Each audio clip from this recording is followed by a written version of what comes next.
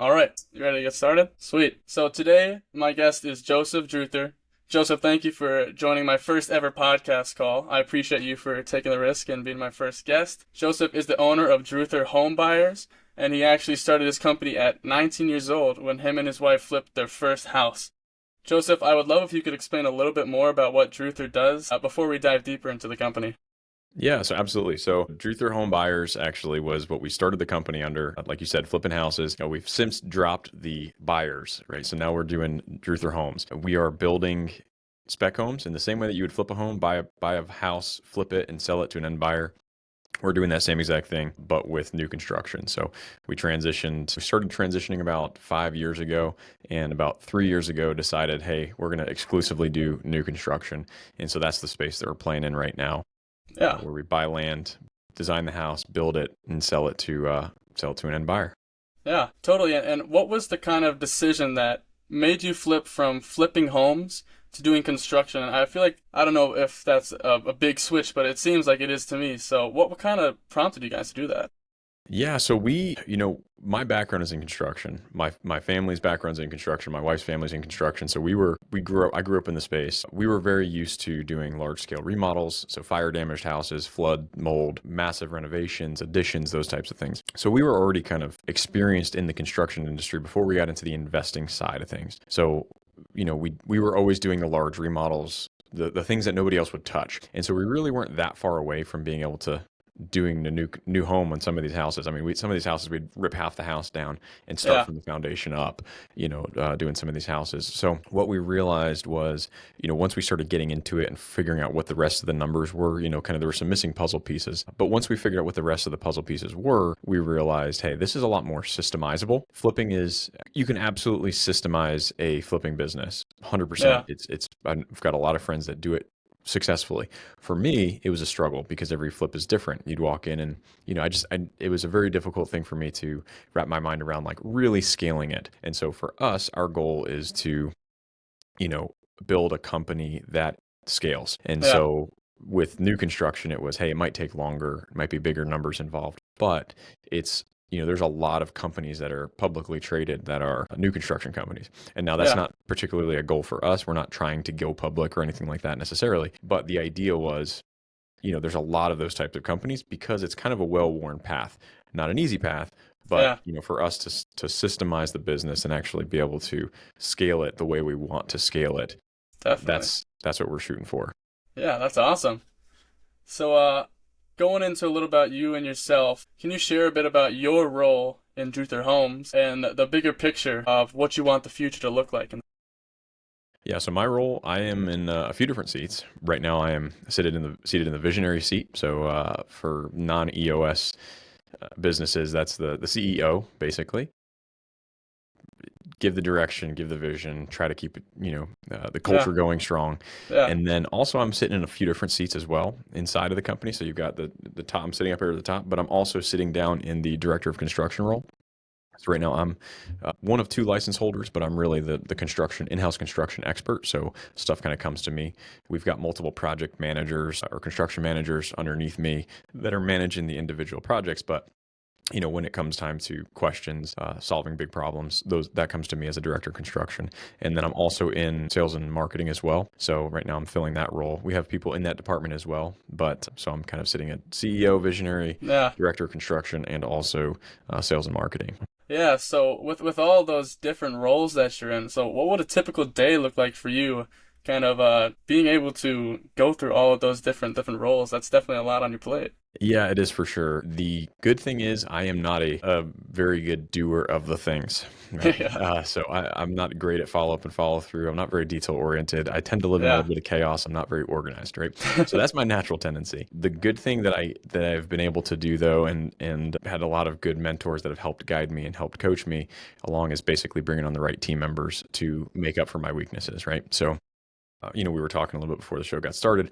I've got an executive assistant who helps me to run all of these yeah, different seats, for right? sure. So she is the details and she helps me follow up and follow through, and she captures the notes and says, hey, you got to do this. You got to be here at this time. These are the blockers. You got to, so she kind of keeps me organized with my calendar and helps Yeah, me, only brings me in whenever I'm needed in those specific roles, and it Hmm. keeps me on track. So the trick is definitely bringing on the right team members to make up for Totally. the shortcomings that you might have, right? Yeah. If we're both good at this one thing, then one of us is not necessary. So like, Yeah. only hiring people that are going to make up for my all my shortcomings. Definitely, yeah. And kind of going back now to when you started out, when you did your first flip with your wife at 19 years old, I think that's pretty amazing. But when you first did that, was the main goal to end up being in a big company like it is right now, or was it just kind of a little side thing you guys wanted to try? Okay, so we got married at 19. We'd been dating since I was 14. So we'd already been dating for like 5 years at that point. Yeah, So when we were ready to get married, it was kind of young relative yeah, to a lot of people. Like a lot of people would say like, "Oh, you got yeah, married at 19, that's young, right?" yeah, But for us, we'd already been together for 5 years, so it was just kind of the next reasonable step. You know, I we were just trying to figure out how to survive. So yeah, my background was in the trades. We were doing budgets. I didn't know, I wasn't making that much money. I was making like 13 bucks an hour, maybe 15 bucks an hour at that time as a plumber, just trying to figure out how we're going to make ends meet. And we didn't have any money, no money. And so, her dad actually came across a lead from somebody that he had known who said, "Hey, she wanted to do some work on this house that was her neighbor's." Anyways, long story short, he looked at us and said, "Hey, you guys need to look at this house because I think this is in your budget." And so we looked at it, and it was in our budget because it was $12,000. So it was a $12,000 brick ranch. It was burnt to a crisp. It had a skylight the size of the living and dining room. Like you walk in the front door and you look up and you saw nothing but sky. yeah, It had, like I said, had a flock of turkeys living in there. It was just terrible. And basically, we bought it for lot value minus tear down expense. yeah. And so that's what we started doing. I didn't know, how we were going to do it, but we bought that first. We used $6,000 worth of creative financing. So we put $6,000 down, and then we got the owner to owner finance $6,000, Wow, $1,000 a month payments for 6 months. And I used my mom's motorcycle as collateral to get like a $3,500 loan. I used that's a loan great. from my in-laws. We helped put Yeah, things on account. Like it was a very creative financing deal. yeah, And at the time, it was not anything other than just I need a place to live. yeah, yeah, So we got it to the point where it was quote unquote livable, right? It was basically glorified camping, is what it was. We did it for the first couple of years. We had no heating and air. We had one finished bathroom. The floors were completely cupped and broken and nasty because they'd been yeah, rained on for so long. yeah, And it was a mess of a house, but we got the structure correct, and then yeah, we redid the wiring, redid the plumbing, and that was it. That was all we had to do. But we had cardboard over the windows. We had yeah. it I was saw it that. was basically camping, and that's what we did. And so we didn't pay for anything. We were super tight those first couple of years because again I didn't know how to make any money. So Yeah, we started reading books, and so I was scrapping wire, and this was back. We got married in 2010, so hmm, this was back in our area. It was not a great. We were still not really recovered from the 08-09 recession, and so they're hmm, still like slow. And so we were doing a lot of metal scrapping. So we'd scrap pipes, from jobs or extra wire from yeah, jobs. And so we'd sit in our spare bedroom because we had two bedrooms. One was basically just sheetrocked. And I would strip wire. I'd sit on one bucket, she'd sit on another. I'd strip wire, and she would read Robert Kiyosaki's Rich Dad Poor Dad. And then when my hands got tired, we switched. that's I'd start awesome. reading, and she'd start stripping wire. And so Yeah, she learned how totally. to take apart valves and how to scrap metal pipes and do all this stuff. And so we did Yeah, that together, and we just started getting this education. And all the while now we're starting, our mind starts turning, and like, wow, okay, we could actually make money flipping houses. We could actually do this. We'd started looking at how much our equity was in the value that we'd built into this house. And I said, we've got more equity in this house now that we've been putting our sweat equity into it than I've made cumulatively in my entire working career. And so my working career at that point was from the time I was 14, started working at nights and weekends and stuff. yeah, I was yeah, like, but in this one house, we've already made more than that. And so it just kind of like light bulbs started going off. And it was totally. just, man, if we could flip two houses a year and make 30 grand on each house, we could Yeah, make $60,000 a year. I was like, we were just mind blown. Like you could make so much money, because we had no idea how to make that much money.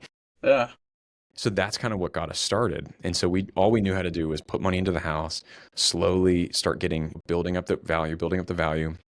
We wound up getting a little equity line in the house, and kind of cash flowed a master bedroom addition, increased the value even more. And then we were able to take the line of credit from that house and do our first real flip in 2015. We bought our first real, our flip outside of our primary residence. Mm-hmm. and flipped that one. And then that one we made like $74,000 on Wow.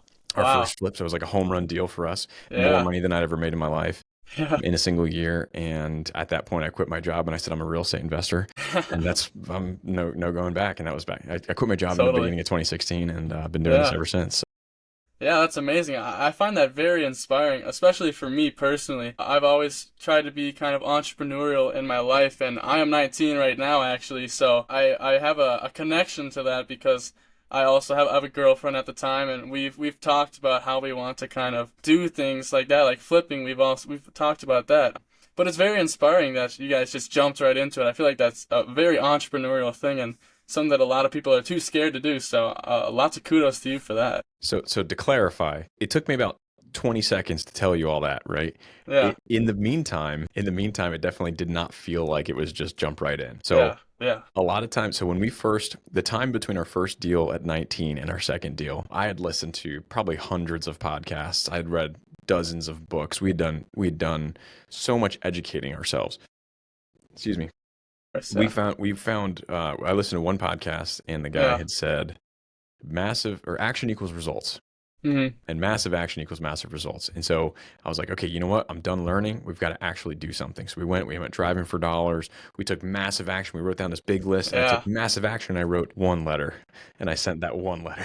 That's what I did. Right. And that's so awesome. that was where we started because I was too afraid. I Yeah, was like, well, what if we wind up getting this deal? Well, it turns out we did get that deal. So like just by yeah, chance, like we happened to get that one deal and yeah, hunted it down or whatever. But I know that whenever I listen to podcasts and I hear other people talking and I'm like, man, I feel so far behind. These yeah, people are just crushing it. They did all this stuff. And like I said, you can hear their story in about 20 seconds yeah, and hit the highlights. But what they don't see is like, man, it actually took years. Like it took yeah, years of planning, years of preparation, building the yeah, foundation, being on the budget, not spending the money so that we can have enough to say like, okay, I've got the foundation to quit my job one day.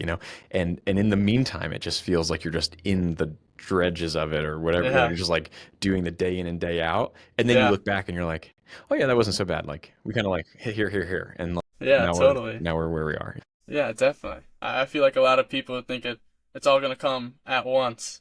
But yeah, like you said, it definitely takes years and years of actually doing it and putting your time and effort into it. So yeah, that's very, very inspiring to me, like Yeah, I no, said. absolutely. Yeah, so now I'm gonna kind of shift into industry trends and kind of what you're seeing right now in the construction spec space. So what major shifts are you seeing in the industry right now? So it's hard. There's when you talk about the industry, there's like the national industry and then there's the local industry, right? And so I think it's really important because there's the news headlines that you can read on Bloomberg or Business or whatever, like all these different publications, right? But it's really important to know your local industry and your Hmm. local economic drivers and what is going on in your market. So it's Totally. very easy to figure out, hey, interest rates are going down. That's great, right? And it is great for more people can afford homes and that kind of Yeah. stuff. A lot of people got priced out of the first and second time home buyers because they're very interest rate dependent. And so when Hmm. interest rates jacked up, they're out. They can't Yeah. play in that space anymore, right? Yeah. But when you are local, you realize like my buyers are in the $1 million and up range. They're not affected by interest rates. So they're bringing cash from California, or they're bringing cash from New York, or they are high income earning. So yeah, they don't like the high interest rates, but they're not afraid of it because they've already Yeah. seen high interest rates before and they're making a few $100,000 plus a year. It's really not a big deal for them, right? So understanding your local market, your economic drivers, that kind of thing. Definitely. But I think that in general, like what we're seeing in our market and what I think a lot of people are seeing nationally, again, totally local market dependent, is a Yeah. lot of the first time home buyers, a lot of the people less than a million, maybe 500 plus or minus thousand, were really just kind of squeaking by to get into those houses. And once interest rates started going up, the price of the houses really hasn't come down that much from Yeah. where they were, but interest rates just got higher. And so, big swaths of people just got completely knocked out of the buying pool. Yeah. So that's what we're seeing. So in our, Totally. my $700,000 houses are taking longer to sell, but my $1 million plus houses are, they might have a cash offer and say, yeah, Yeah. what else do you have? I'm looking for a $2 million house or something. Yeah. It's like, okay, well they're still moving. So that's what we're experiencing here anyways. Definitely. Yeah. I feel like that's a very good point because a lot of people kind of focus on the broad picture of it, but definitely locking in on your local areas is definitely that's yeah. So I saw on one of your blog posts on your website that it was about adapting to climate risks and how that has kind of impacted the business. And that's one of the trends that I saw when I was kind of researching it a little bit was sustainability and how new home buyers are wanting to adapt to some climate risks. Yeah, so I'll caveat it with this. I don't want to get political or Yeah, those yeah, types of things, right? Like definitely. there's a lot of opinions about what's causing climate change, quote Yeah, unquote, what's causing global warming, quote unquote. I'm going to use these air quotes, right? Like there's yeah, a lot of talk about all this stuff. totally. For us, I'm not as concerned about those specific things. There's not, in my opinion, the earth has been changing for a long time. There's a lot of things that are constantly change. Like the only thing that's certain is that we're changing, right? Like we've had ice ages, we've had all these right cycles, right? Me and my business, what we're trying to do is we're trying to build homes in the best, most responsible way that we possibly can. Definitely. Not because I'm trying to achieve some political goal or whatever, but Yeah, because for me as a Christian, like I'm supposed to steward my resources well, right? yeah, And so there's a lot of talk around climate change, there's a lot of talk around sustainability, and a lot of that stuff is kind of greenwashed. But as a Christian, I'm called to be responsible and to yeah, steward my resources well. So definitely. that means doing the best job that I can, building as efficiently as I can, helping, to not waste money. So I'm trying to build a better product so that my eventual home buyers have healthy air, right? That's a Yeah, really big deal for us and what we're doing. So building healthy quality air, building healthy houses that these people are going to be spending most of their time in. Make sure it's good, make sure it's comfortable, mm, make sure the humidity is taken care of, make sure, they're not breathing toxins and those types of things. So that's a really big deal for us, definitely. more so than, again, just trying to just trying to greenwash something and say, oh, we Yeah, build sustainable yeah, houses. It's like, well, we're trying to be good stewards of what we've got. And so that ends up making your wallet, fatter because you've yeah, got a better built house and you're yeah, more efficient and you're not spending as much on electric bills. And it winds up being that.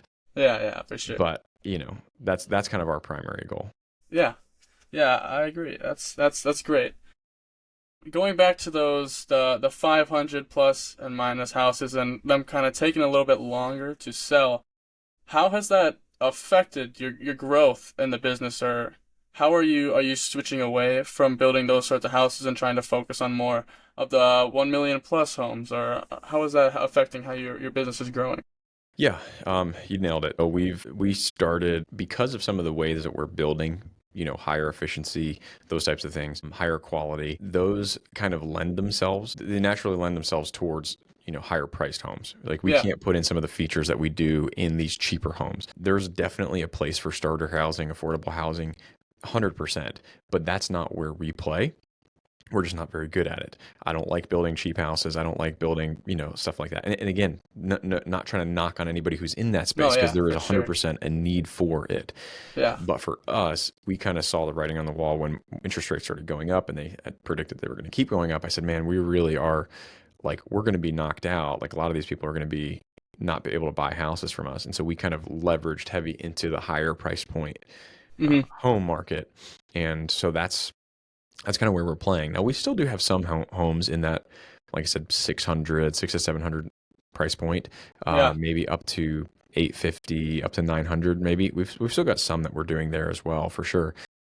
But a lot of our stuff has we've kind of moved into the 1 million and up price point, and those definitely, the buyers are just very different that are yeah, plus, seven figures plus. They're just yeah, definitely. totally different person buying that Yeah, than a $700,000 house. definitely. Great. Well, I appreciate that, those answers. One more question about trends. This is a little off topic of what we were just talking about, but have you seen now with the growth of AI and how much it is evolving so rapidly? How has that affected the industry, if it has at all? So the construction industry is a dinosaur industry. We Yeah, we have I'll just tell you specifically, right? So like in the real estate investing industry at large, including new construction, including flipping, wholesaling, investing, all those kind of things. There's a lot more nimble areas, people that are up on technology and those types of things, right? In our space, in the construction space, we have a significant amount of older people in this industry, right? So the average age of the plumber is like 63 plus years old. The average age of electrician is over 65 years old, right? So the general contractor is like very old. The people are old. I'm one of the Yeah. youngest people in our industry. I mean, there's not very Yeah. many people that are in their 20s and 30s doing what we're doing. And so a lot of the people are stuck in those old ways and they just do Hmm. things the way that things have been done. So honestly, the Yeah. AI, there's been a lot of talk about AI replacing jobs and whatnot. As far as the workers go, there's a significant it's going to be very difficult to get AI to dig a Yeah. ditch in the cold Yeah. or Yeah. crimp pipes together or Definitely. to, pull a wire, right? Like those jobs are only getting more in demand. And Hmm. so we are utilizing AI in our company to optimize meetings or Yeah. to do calendar management and to review contract. Like there's a lot of things that we are using AI for. But as far as like right now, industry wide, like people just gonna take over the industry because of some AI tool, not many Yeah. because our products are so physical. So there's definitely a huge opportunity in the space. Like I'm trying to be on the cutting edge of that stuff as much as I can be. Mhm. But yeah, from what I'm seeing right now, people are utilizing it, but not, not in the same way that say like a marketing company might have been Definitely. Yeah. completely disrupted by AI coming through and just shaking up all the people that worked in there. It's like, Yeah. well, I got people with hammers and screw guns and like there's not much that's like affecting that. Yeah, for sure. Definitely. Yeah, I mean, having that sort of physical labor stuff definitely will play a factor in protecting. I feel like it'll be definitely maybe 100 years before we see some AI robots digging dishes for sure.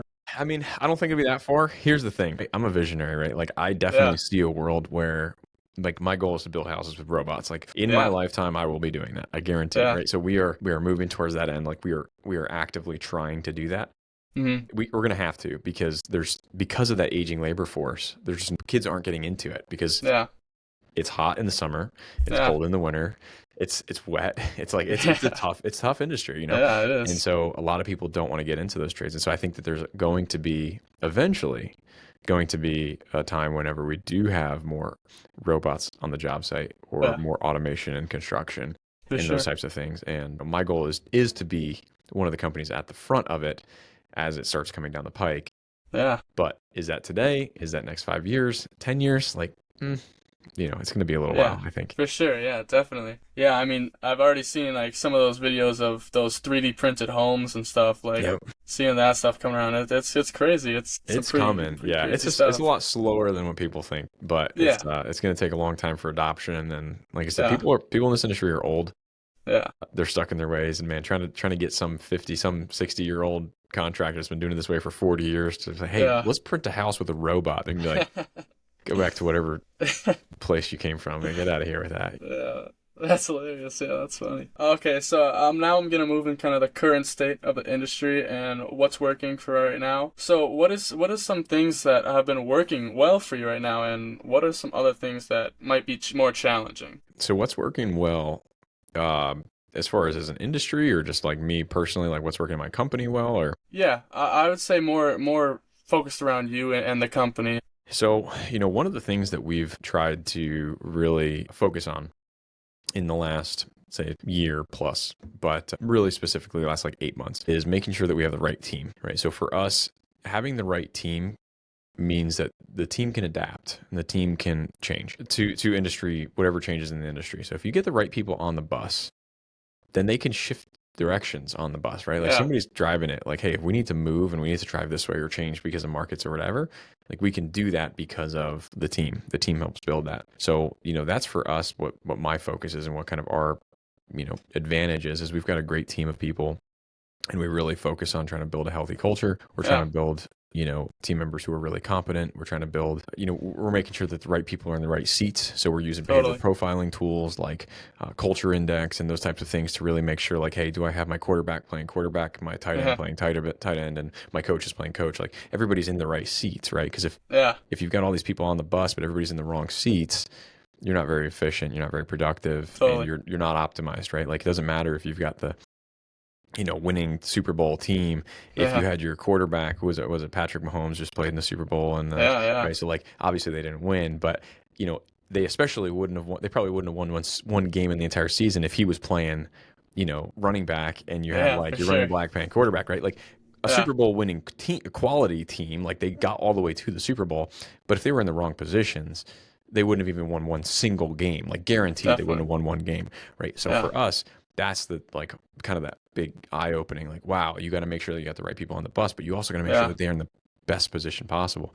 So Totally. we're using behavioral profiling tools and analytics and those kinds of things to try to make sure that we're optimizing the team to sit in the right seats. But that's just where we're at in our business right Great. now. Yeah. Yeah, that makes sense. I mean, yeah, like you said, with the right people in the wrong spots, it's not gonna work, obviously. But yeah, being able to figure out and put these people in the correct spots is definitely gonna get you guys going for sure.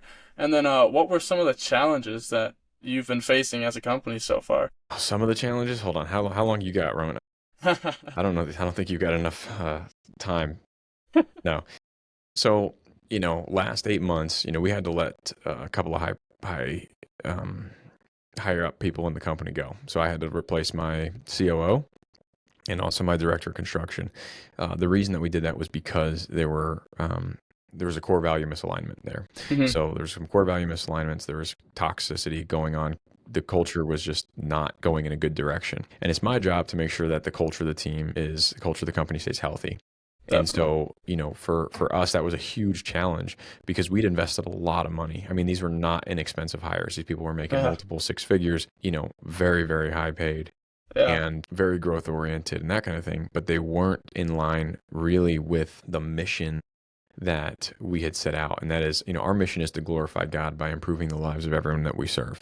Right. Hmm. Because again, I'm a Christian. Our job is to steward our resources well and to like, hey, I want to make your life better. I want to add value to your life and that kind of thing. Yeah.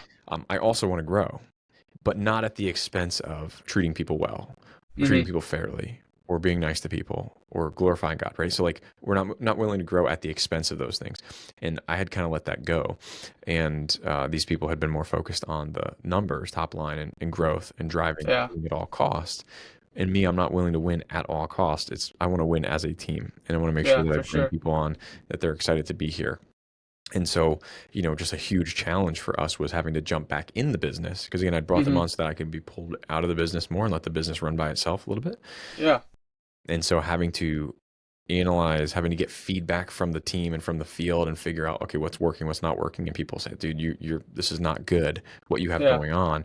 And just having to go around to all the different people and make sure I'm doing my due diligence and make sure that I'm coaching and training and all that stuff. And then eventually having to make the hard decision of saying like, hey, we have to pull the plug. And me and my Hmm. wife looked at each other and we're like, that means that me and you are going to have to jump back in with an excessive workload over the next Yeah. 4 to 6, 8 months and try to fix this and right the ship. And we kind of made that decision. And that's what we had to do, or else it was not going to work. And we were really close to, burning through all of our company capital. We were Hmm. not in a good position. And, Yeah. unfortunately, I let it go for too long. Like that decision should have been made earlier in the year for me Yeah. personally. But hey, we're learning. We're still learning. I don't have it figured out by any stretch. We made that decision in July, and my wife and I jumped back in, and we kind of hit it hard. We kind of, because we had the rest of the team was in the right place, the whole team stepped up to kind of fill Yeah. that gap, right? And Yeah. so it really wasn't me. It's not like it was, oh, look what I did in my leadership, and I turned this course and I did all this stuff. I kind of got rid of the toxicity, got rid of the core value misalignment, and let the people who were already on the bus or whatever, let them Yeah. rise to the occasion. And everybody kind of jumped in, got their hands dirty, and like said, okay, let's just do this thing. Let's get us Yeah. back on track. And the whole company stepped up and got us back on track. So Yeah. it was a huge challenge that we overcame. And I say Yeah. overcame. We're still overcoming. We're still dealing with some of the ramifications even 8 months Yeah. later. But that's been massive for Definitely. us. So. Yeah. It kind of goes back to the Patrick Mahomes on the Super Bowl team. If you don't have the right people, then you just need to get rid of them. And if they're toxic, you're not going to get to the Super Bowl. You're not going to get into that end goal that you want to reach for sure.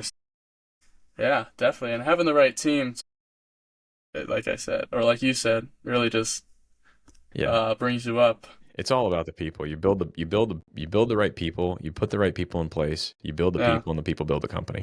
I've definitely. heard that said, and I'm like, man, that's so true. Like, you've got to create a healthy environment for people where people can thrive. And I don't have it figured out, so I don't want people thinking like, oh, he's acting like I don't have it all Yeah, figured out at all. But I'm learning every day, and that's something that I'm figuring out more and more. For sure, yeah, totally. And so when you're working through these problems now that you have to step back into the company and adapt, what are some of the deeper challenges that you've had to face with taking on this bigger workload, and what are some of those challenges that how do I put this, that you're gonna have to now take on and what you would have had other people doing? Yeah, so for us, a lot of it was, I mean, a lot of it was just the in the weeds stuff, right? Yeah. And like I said before, I'm like a visionary by default. I'm not a doer. I'm not a very good finisher of the tasks. I don't know if I've got ADHD or whatever, but I'm always onto something new. I'm always onto the next thing. I just have a hard time closing the loop on things because I get bored. I'm like, I'm done with this. I've already thought about it once. I'm moved on to the next part of my life. And Yeah. so, the finishing up the checking the boxes and doing the grind of the work, Yeah. it's just not something that I enjoy doing. And so, but doing, the floor plan work and making sure that all of the door swings are correct and making sure Yeah. that the light switches are in the correct location when we're doing that, right? That's a slow and tedious process. And now I've got people that are doing that now. And so that's been very, very helpful. But there's that, we hired them and now there's an onboarding time and I've got to sit Yeah. down and talk through all of it with them. And we've got to kind of go through the daily grind of all of the Yeah. detail stuff, right? And Totally. um, so there's just been a lot of that in all different kinds of areas. That's Yeah. been a challenge. But again, you invest the time, you invest in the people, Mhm. and now the people are doing it and the people are taking care of it. And, I'm not nearly as bogged down. I still jump in and still doing those types of things. And like last week was a busy week for us, right? So like I was Mhm. working a lot later in the evenings last week. But this week, this week I got some people out of town, so it'll probably be a busy week again this week. But next week might be a little bit calmer and it's not going to be that big of a deal because again, the team's back and they're operational and Totally. everybody's humming and they're taking care of a Yeah. lot of those things for me now. Yeah, that's great. Yeah, just kind of week by week, just kind of riding the wave and Yep. Yep. seeing how it goes, for sure. All right. And now I kind of want to go into your future goals for the company. Where do you guys want to be in about 6 to 12 months? Like, what do you see yourself taking on, new challenges or growing into, or yeah. Yeah, so for us, the next 6 to 12 months is stay the course. So, I've burnt the team out a lot of times on all my vision and like we're gonna grow and we're gonna explode and blah blah blah all this stuff. Yeah. And the team is kind of tired of hearing it, honestly. And I've brought people on to help us hit those goals, and then we created like an environment where we were trying to hit those goals at the expense of treating people right, like we talked about. Hmm. And so right now my focus is not as much on the outputs and then like or the outcomes and like, hey, well, this is our goal monetarily or hey, this is our goal for number of houses and those types of things. We're really trying to focus on the inputs. If I can do the right things and focus on doing the right things day in and day out, week in and week out, month in and month out, I know that the outcomes will come. And so I'm more focused now on like, hey, are we pushing out a house every other week that is consistently, good set of plans, good engineering? Is my team healthy? Am I doing Yeah. am I focusing on those things, the correct things? Yeah. Because once I do that, then like I said, the rest will take care of itself. So Definitely. that said, I mean, our goal is to do 26 homes in 2025, right? We've got one start every other week for the next through this year Yeah. that we're in. With that, we're trying to just build the foundation even deeper. I would like to continue to grow. Next year, I'd like that number to be 40 to 50, Yeah. and then continue to grow beyond that. Again, we'll see. I'm not as worried about that right now. Hmm. Um, however long it takes, that's fine. We'll grow at the pace at which we can comfortably, take Totally. care of our people and build a healthy team. Love it. So, but yeah, goal's $1 billion one day. One day we'll have a $1 Yeah. billion company, but again, Heck that might yeah. be when I'm 50 or 60 or 70 or 80. I don't know. Yeah. Who knows? I don't care. But like whenever you focus on the inputs, doing the right things day in and day out, Yeah. the outcomes will come.